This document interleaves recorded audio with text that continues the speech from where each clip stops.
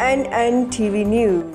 कासमाबाद जे इलाइक़े मारवी टाउन में यूनियन जा उहिदेदार चूंडिया विया, जंहिंमें अली हसन मलाह खे इत्तफ़ाक़े राय सां सदर चूंडियो वियो, जॾहिं त सीनियर नायब सदर नबी बख्श ॾेथो, एहसान अली सिपियो, गुलाम हुसैन साद, इम्तियाज़ कलोड़ो, अंजम अज़ीज़ कोराई, खावड़ उनड़, अब्दुल अलीम सुमरो, असलम परवेज़ अली लिगारी ऐं ॿिया उहिदेदार चूंडिया विया।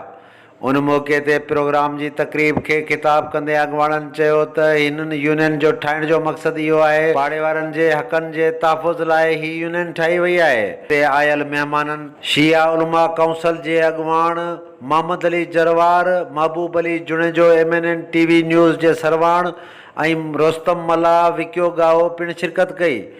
चूंडियल सदर अली हसन मल्लाह पारां अजरकनि जा तोहफ़ा ऐं गुलनि जा हार पाराया विया। MNN TV न्यूज़ सां ॻाल्हाईंदे चयो त मां आरिफ जुनेजो, तव्हां ॾिसी रहिया महबूब न्यूज़ नेटवर्क मां मौजूदु आहियां मारवी टाउन में, जिते यूनियन जा उहिदेदार चूंडिया विया आहिनि, जिते सियासी समाजी शख़्सियतूं आयूं आहिनि। अचो त उन्हनि खां पुछूं था उन्हनि जा वीचार छा आहिनि। तमामु बहितरीनु साईं, जेके बि असांजा दोस्त चूंडिजी आया आहिनि उहे महिनती ऐं इंसान दोस्ती जो जज़्बो रखंदड़ आहिनि। हालांकि असांजो जेको सदर साहिबु आहे अली हसन मल्लाह साहिबु, उहो कारोबारी माण्हू आहे, सॼी राति पंहिंजो कारोबार कंदो आहे, पर सुबुह जो वरी अची ॾिसंदासीं त हू निंड न कंदो आहे, पर कंहिं न कंहिं पाड़े में, कंहिं न कंहिं घिटीअ में, कंहिं सफ़ाई कराईंदड़ सां गॾु या कंहिं पाड़े वारे जे कंहिं मसइले में सभिनीनि खां अॻियां बीठो हूंदो आहे। इंतिहाई बहितरीनु क़िस्म जी टीम चूंडिजी आई आहे, असांखे हिन ते फ़ख़ुरु आहे। यूनियन जा उहिदेदार आया आहिनि मारवी टाउन वेलफेयर जा, हिकु नौजवान तबिको आहे, तमामु सुठी जॻह सां बाडी आहे। इंशाल्लाह हिन खे अलाह साईं हिमत ॾींदो, जज़्बो ॾींदो, माशाल्लाह अहिड़ी को मसइलो कोन्हे, ही कामयाबु वेंदा, इंशाल्लाह कामयाबु वेंदा।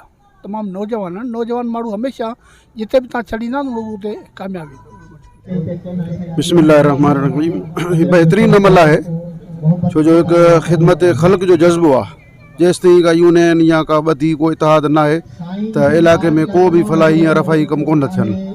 हीअ हिकु इबादत में शुमारु थो थिए कमु। हीअ जेका बि यूनियन ठही आहे इंशाअल्लाह कमु कंदी ऐं इलाइक़े जा मसइला मसाइल हल थींदा आहिनि। हमेशह ॿधी इतिहाद जॾहिं थींदो आहे त इलाइक़े जा मसइला मसाइल सभु उन में न रंग नसल जी ॻाल्हि हूंदी आहे, छो जो हीअ ख़िदमत ख़ल्क़ जो जज़्बो आहे ऐं ख़िदमत ख़ल्क़ जेको आहे सो हिकिड़ो इबादत में शुमारु थिए थो। इन जे करे अॼु मां हिननि खे तमामु जस थो ॾियां जो हिननि हिकिड़ी यूनियन ठाहे ऐं पंहिंजे इलाइक़े खे तमामु सुहिणो ऐं सुठो रखण जे लाइ हीअ जुस्तजू कई आहे ऐं इंशाअल्लाह इहा ई दुआ आहे त ख़ुदा हिननि खे तौफ़ीक़ बि ॾींदो ताकी जेके अॼु उहिदा खयां अथनि उन्हनि उहिदनि जी लॼ रखनि ऐं अॻिते हिन कम खे वधाए पंहिंजे इलाइक़े खे वधि में वधि वाक़ो ऐं ज़ाहिर ऐं सुठे साफ़ सुथरो रखनि ताकी दुनिया खे ख़बर पइजे त ॿधी ऐं इतिहाद में बरकत हूंदी आहे। में सभु सुठा माण्हू आयल आहिनि, को बेड़ो माण्हू कोन्हे को जेको क़ाबिल तनक़ीद हुजे ऐं इन्हनि खे ख़िदमत जो जज़्बो आहे ऐं ख़िदमत कंदा रहंदा ऐं कंदा रहनि पिया ऐं कंदा रहिया आहिनि बि। माज़ी खां वठी हाल मुस्तक़बिल में ही ख़िदमतूं कंदा रहंदा ऐं सभु जज़्बे वारा ऐं सुठा दोस्त आहिनि ऐं असांखे उमेदूं आहिनि त हिन इलाइक़े जूं ख़िदमतूं हासिलु कंदा रहंदा। कमु आहे पाड़ो, माना यूनियन माना पाड़ो गिटियूं घर, इहो पाड़ो जेको आहे उहो पाड़े जी ख़िदमत करण वारनि खे यूनियन जे उहिदेदारनि में शुमारु कयो थो वञे। मुंहिंजो जेको नज़रियो आहे या मुंहिंजो जेको ख़्यालु आहे उहो इहो आहे त बाबा अगरि पाड़े वारो ॾुख ऐं तकलीफ़ में हुजे ऐं पासे वारो चुप रहे त उन जहिड़ो माण्हू पोइ सही माण्हू आहे कोन्हे। पाड़े में जेको माण्हू रहे थो उहो बाक़ाइदे पाड़े सां कुल्हो कुल्हे में मिलाए बीहे ऐं ॾुख में सुख में सख़्तीअ में गर्मीअ में उन सां गॾु हुजे। हींअर जेका चूंडियल पार्टी आई आहे असां उन मां बि इहा ई उमेद था रखूं त हू वधि में वधि पाड़े वारनि जी ख़िदमत कंदो, कंहिंखे ईज़ाईंदो न ऐं अलाह कंदो। उमेदु आहे त हीअ असांजे उमेदनि ते पूरा हलंदो।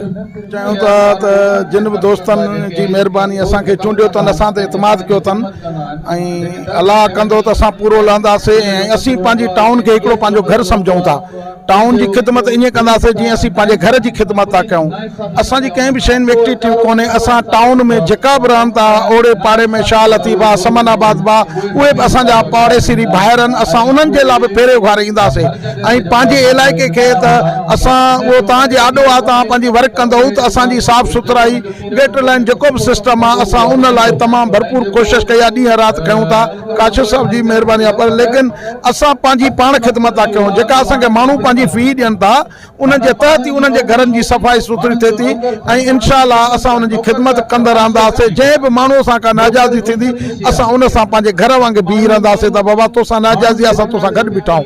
ऐं MNT चैनल जा बि असां शुक्रगुज़ार आहियूं।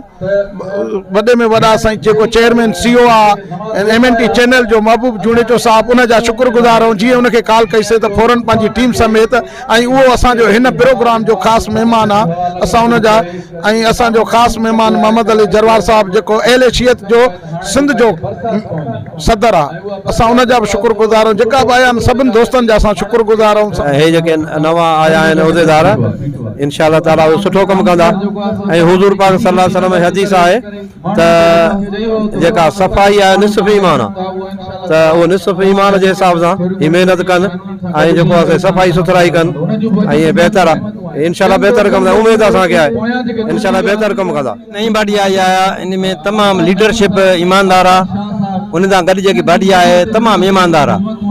हिते बिजली जा मसइला थिया, ॿिया मसइला थिया, उन में जेको आहे सो हिन अली हसन मला भरपूर जेको आहे न सपोर्ट कई, बाबडा ताईं ऑफिसुनि ताईं राति महिनत करे माण्हुनि खे रिलीफ ॾिनो।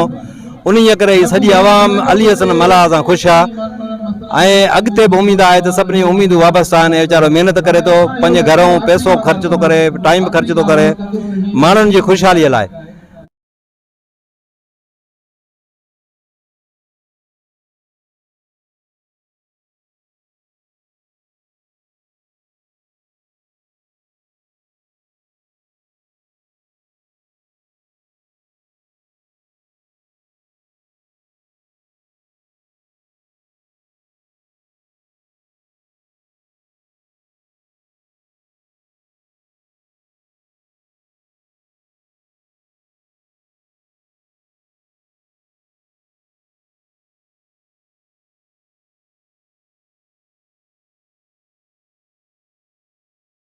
उन मौक़े ते अॻुवाणनि चयो त अहिड़ियूं यूनियनूं पाड़े ऐं इलाइक़े जे लाइ मुस्बत साबित थींदियूं आहिनि।